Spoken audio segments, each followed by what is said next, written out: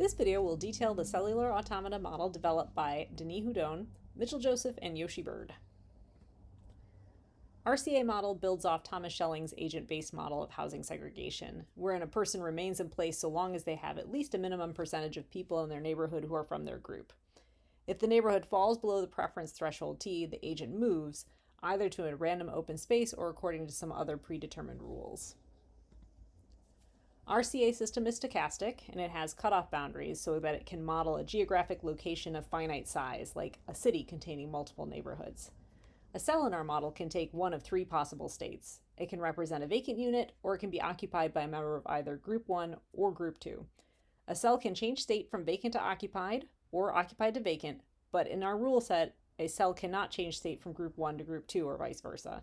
This represents a close to one-to-one movement of actors from one unit to another, though depending on parameters, it can also take on features of an open system where the number of occupants is not necessarily a conserved quantity, and people could move into or out of the city, which would either increase or decrease the overall and group-wise populations.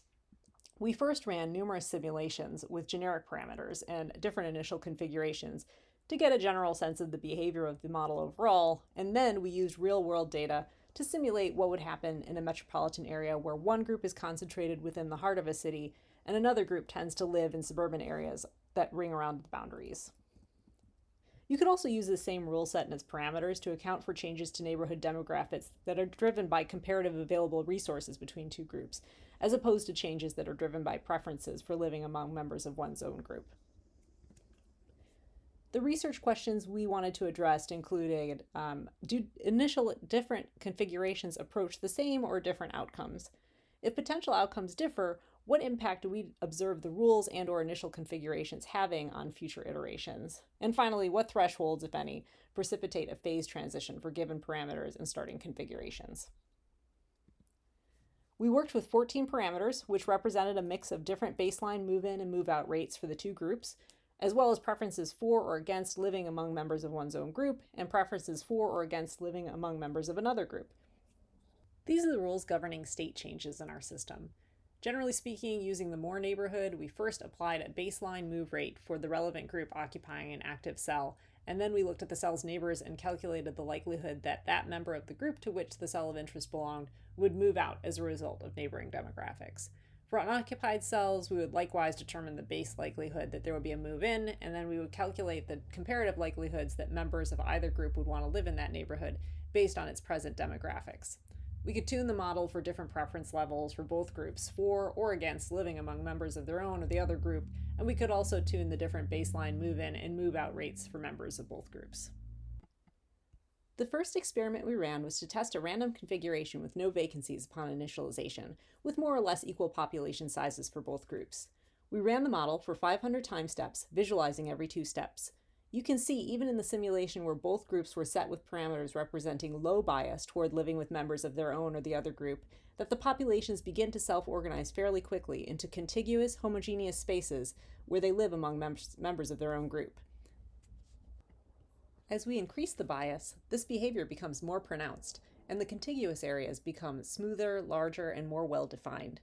You might also notice small islands representing smaller communities that are surrounded on all sides by space completely occupied by the opposite group.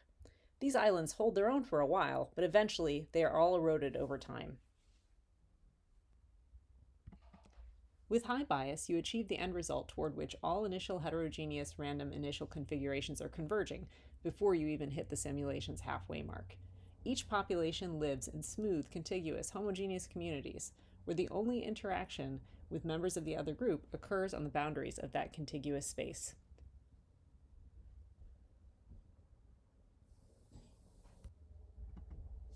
We also ran the simulation varying parameters for initial configurations representing an already divided community.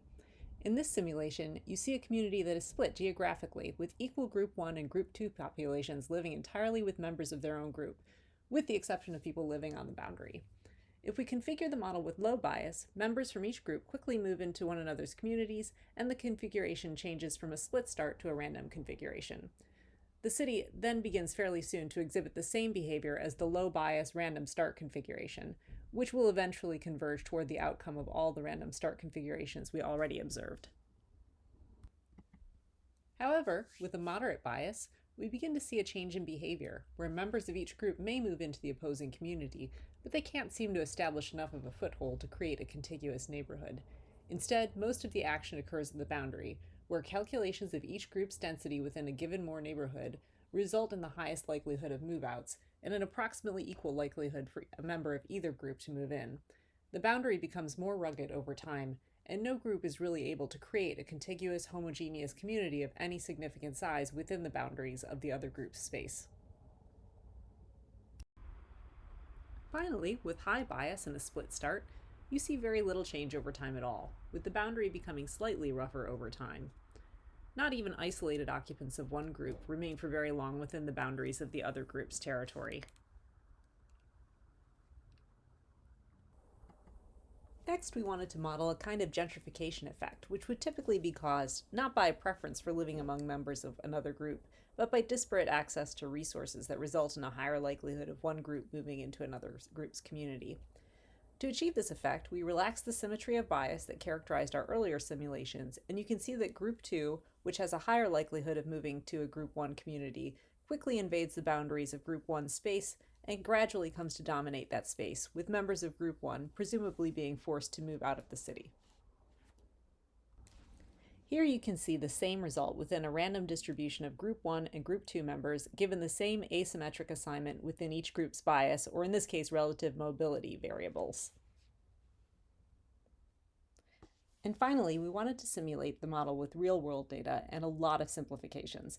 So we applied a 13% move-out rate to any vacant cell, which is the average annual move rate for American households, a 14% base rate for a Group 2 household to move in, which correlates to a 14% annual move rate among African American households, and a 10% base move-in rate for Group 1, modeling the annual move rate among white American households. We assigned an asymmetric split on bias that reflects actual observed differences in each community's willingness or ability to live in the communities dominated by the other group. For our initial configuration, we roughly modeled a metropolitan area like Detroit, where African American households are largely located within the heart of the city, and white households are more likely to be found in the suburban areas on the periphery. Because the geometry of the city's perimeter matters, it would be an interesting future application of this model to explore additional starting configurations where the boundaries more closely map to the actual geography of real cities. You can see, however, the same gentrification effect at play, with most of the action taking place at the boundaries of the city and working its way inward. In conclusion, our housing simulation CA helped us to address the following questions. First, did different initial configurations approach the same or different outcomes? We found that different initial configurations approached different outcomes, as boundary perimeter is critical in calculating Moore neighborhoods, and by extension, move-ins and move-outs by different groups. Bias largely determined the ability of communities to thrive within the boundaries of opposing groups' contiguous areas. Our second question asked about the impact the rules or initial configurations had on a simulation's evolution over time. By design, symmetry or asymmetry of the bias variables affects the rate at which a group's population grows. However, bias variables appear to have a more significant impact on the outcome than initial configuration. Across different configurations, for example, low bias tended to disrupt the system's convergence toward contiguous homogeneity, and within specific configuration classes, bias could facilitate a phase transition from a permeable boundary to an impermeable one. Finally, we asked what thresholds, if any, precipitated a phase transition. Within the gentrification model, at least, we observed a clear phase transition for symmetric bias variables B, C, E, and F, somewhere between 0.01 and 0.05, where at 0.01 and below, a group could form communities within the boundaries of another group's space, but at or above 0.05, that was not the case. This model was a lot of fun to develop and visualize, and with some minor adjustments, it could take on a lot of additional complexity. Future applications could include additional states to add third and fourth group dynamics, or additional parameters to introduce finer tuning with real-world data, which presents a much richer picture than we were able to capture within this presentation. Thanks for watching!